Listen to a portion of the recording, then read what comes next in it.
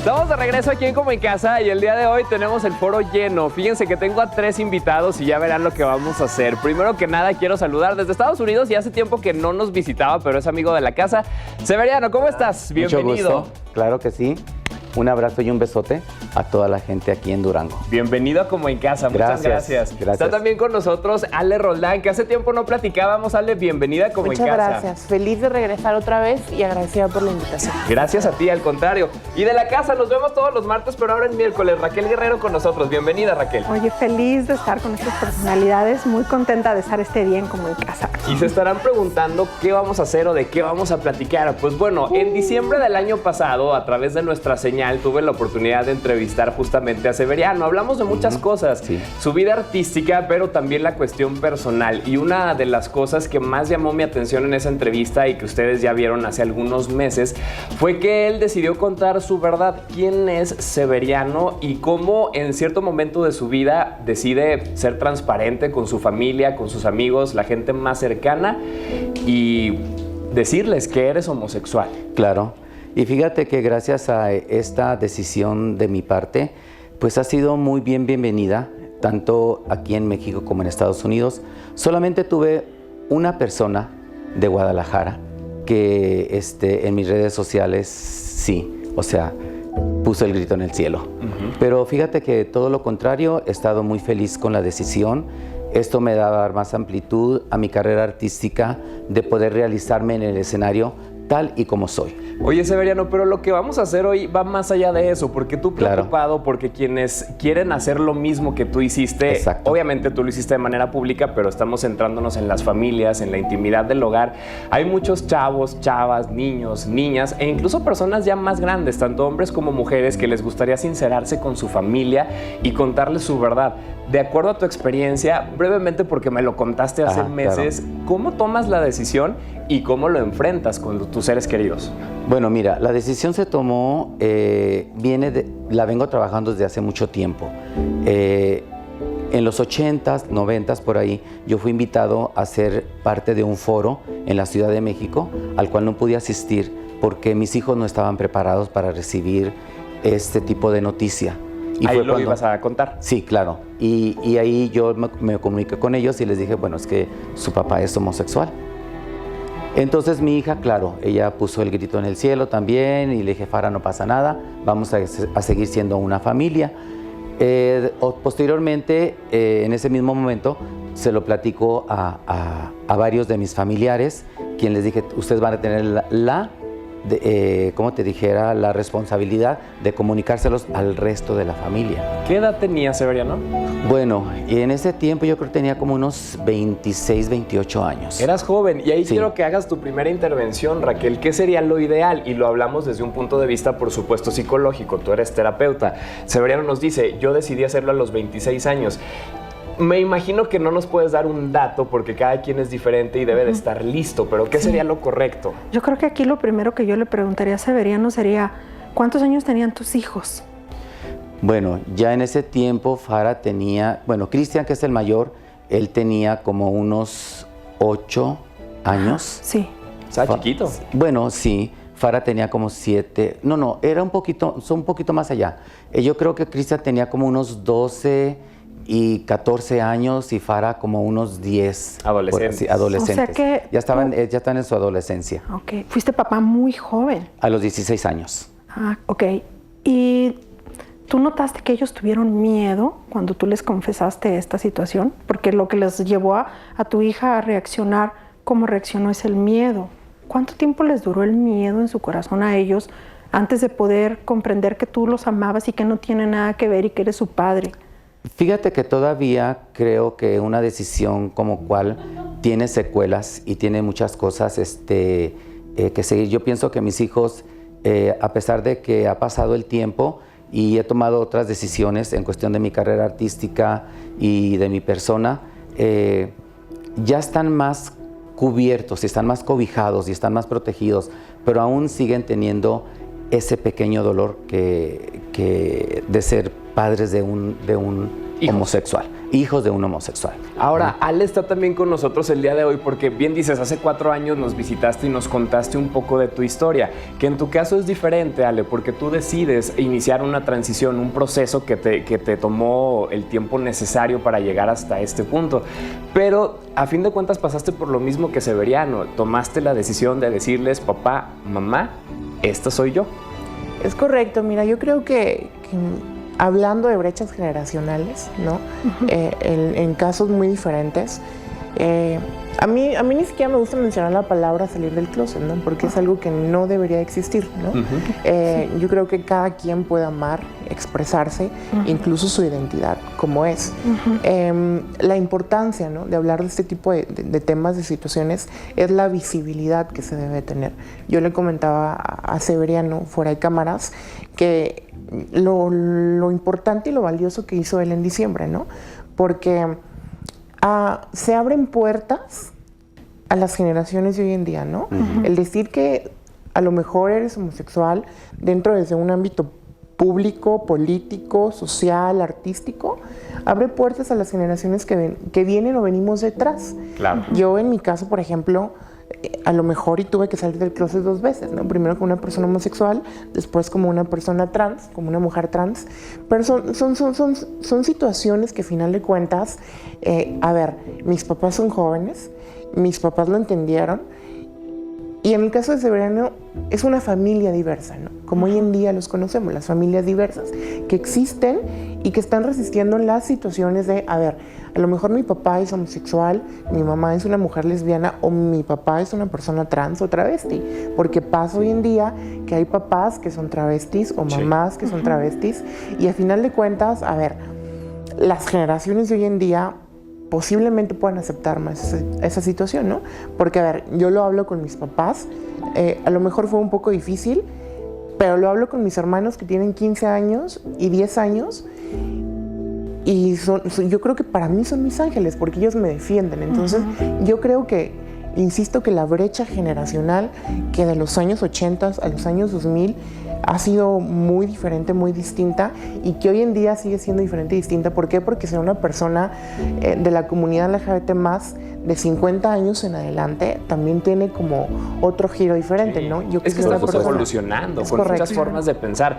Ahora, Raquel, quiero volver a ese punto. Para quienes nos están viendo y desean, así como ellos en su momento, en etapas distintas y en edades diferentes lo hicieron, cómo enfrentar a papá y a mamá y decirles, este soy yo o esta soy yo.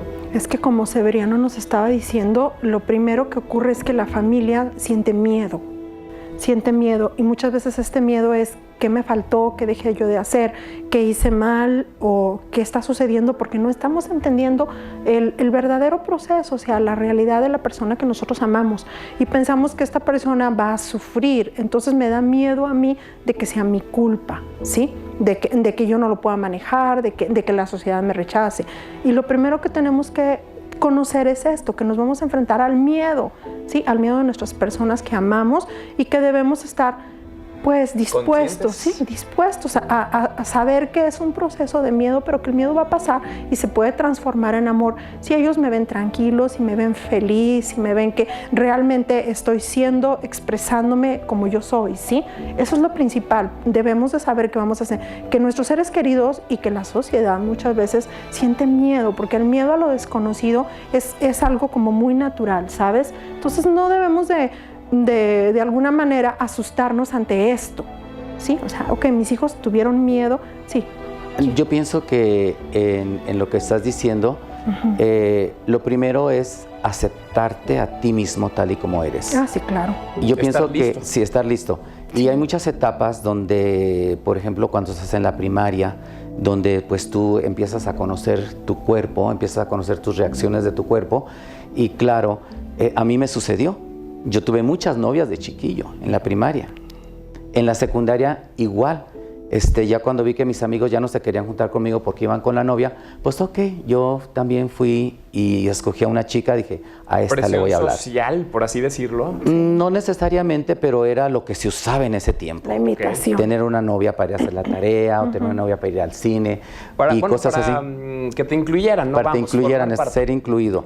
Entonces, pasas yo pasé de esa etapa a tener hijos, porque yo todavía ni me graduaba de secundaria cuando yo era padre de familia. Sí. Entonces, yo pienso que el saber, el reconocer, aceptarse a sí mismo, es una etapa muy difícil al principio, pero que después vienen las recompensas. Sí, y evolucionar hace sentirme orgulloso de ser quien soy.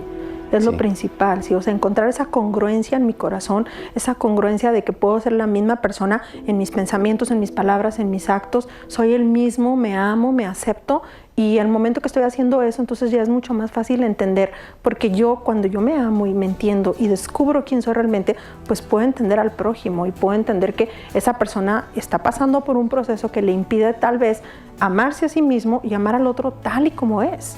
Sí, y eso es bien importante, y eso es algo que sí tenemos que nuestra sociedad ojalá que fuera viendo, que en lo que yo rechazo, en lo que yo critico, en lo que yo no acepto, pues también tiene que reflejarme yo. Me estoy reflejando, no me estoy encontrando yo como persona, porque el otro no dice nada de mí más que lo que yo siento y agredo o afecto o no tolero. Sí, entonces eso dice más de mí que del otro. Oigan, y hablando de consejos, te voy a dejar al final porque tú eres la parte psicológica, pero ustedes dos, de acuerdo a su experiencia, ¿qué le dirían? Quiero iniciar contigo, Ale, pues principalmente a los chavos, ¿no? Creo que entre más joven debe de ser más difícil. ¿Qué consejos, de acuerdo a tu experiencia, les darías tú a ellos y a ellas si es que han pensado en hablar con sus padres sobre su sexualidad? Mira, yo creo que, número uno, la importancia de respetar los procesos que cada persona vive y que cada persona está teniendo, ¿no? No puedes llegar con una persona que tú sabes que es homosexual y sacarla del closet, por así decirlo, ¿no? Porque al final de cuentas se vuelve doblemente difícil, ¿no? Y yo creo que estas situaciones de los procesos en cuanto a las personas trans y las personas de la comunidad LGBT+, son procesos difíciles, número uno, de autoaceptación, número dos, de que la familia me acepte, y número tres, y la menos importante, de que la sociedad me acepte, ¿no? Que al final de cuentas no voy a pedirles una aceptación, simplemente voy a pedirles un reconocimiento, ¿no? Quiero preguntar, ¿te llegó a pesar el tema de la sociedad, los comentarios, las críticas, las burlas? Fíjate que al inicio sí, pero ahorita no. ¿Por qué? Porque soy una persona visible, ¿no?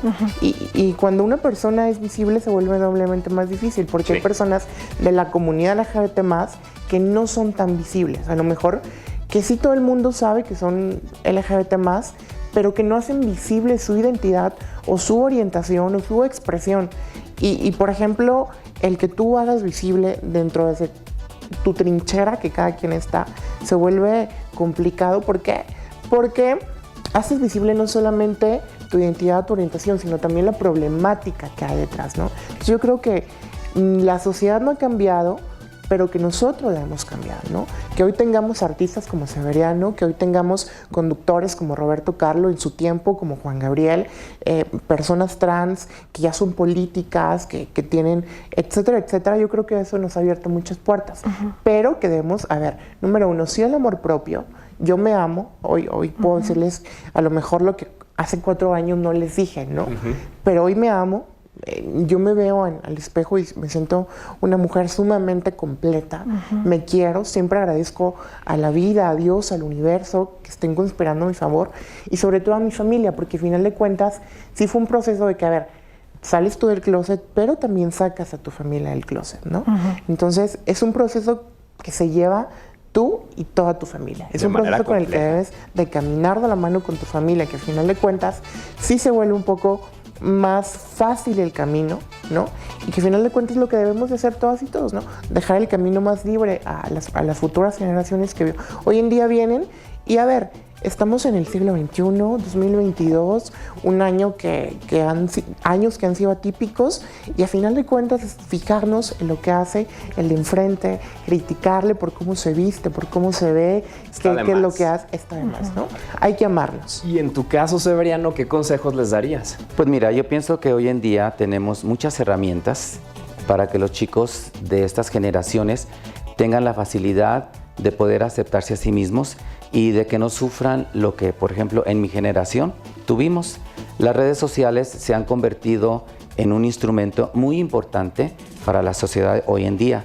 Y, por ejemplo, el Instagram, el YouTube, Facebook, todas esas plataformas sociales ayudan a los chicos a conocerse a sí mismos, pero ojo, hay que tener mucho cuidado qué es lo que publicamos, cómo lo publicamos y cómo lo decimos para que no se vayan a malinterpretar ciertas formas o ciertas cosas que tú quieres decir acerca de ti. Claro. Raquel, se me acabó el tiempo, pero para Bien. concluir, ¿cuáles serían las recomendaciones principales? Yo, como siempre que vengo aquí contigo, vamos avanzando hacia una ciudad más unida, más amorosa, y yo creo que lo que dijo Ale es muy importante. No nada más la familia sale del closet, nuestra ciudad tiene que salir del closet. Y sí es cierto, las redes sociales tienen que llevar un respeto hacia uno mismo siempre, y eso es algo que los seres humanos tenemos que hacer. Entonces, educar a nuestros hijos para que se amen y se respeten y aceptarlos como son, porque eso habla más de mí que del otro, ¿sí? El amor propio. Por supuesto. Sí. Raquel, muchas gracias. Gracias, Fito. Nos estaremos viendo la próxima semana. Sí. Ale, de verdad, muchas gracias. Y creo que tocaste un punto bien importante. Eres una mujer visible. Desde tu área y desde tu trinchera haces que muchas otras personas sientan que sí se puede. Así que felicidades por Muchas eso. gracias. Y no quiero que nos vayamos sin que me presumas ese disco porque ya vi que lo traes ahí, Severiano. Bueno, fíjate que, bueno, Si quieres, lo muestro en la- sí, en la claro cámara. que sí. Este es mi disco más reciente. ¿Es nuevo? No. Ese ya lo habíamos presentado aquí antes. Lo que te sí, quería cierto. decir, sí, lo que pasa es que con este disco se creó una controversia aquí en Durango rapidito Ajá. por la camisa que estoy utilizando. Por las bolas y por los solanes, se me criticó muchísimo en redes sociales aquí en Durango. Hablando del tema. Hablando del Justamente. tema. Muchas gracias, Severiano. Claro Me que dio sí. mucho gusto verte. Al Bienvenido. contrario, Pues un ahora sí placer. que a tu tierra, porque eres duranguense. Sí, Digo, ya claro. andas por allá en Estados Unidos, pero eres duranguense. De aquí, de Santiago Papasquiaro, y un besote a toda la gente linda de Santiago aquí en Durango. Saludos a Santiago Papasquiaro. Gracias a los tres, de verdad, por acompañarnos y a reflexionar en casa. De verdad que es un tema muy importante y que se tiene que poner sobre la mesa y principalmente en los medios de comunicación. Gracias. Regresamos en solo minutos a Como en Casa. Ya venimos.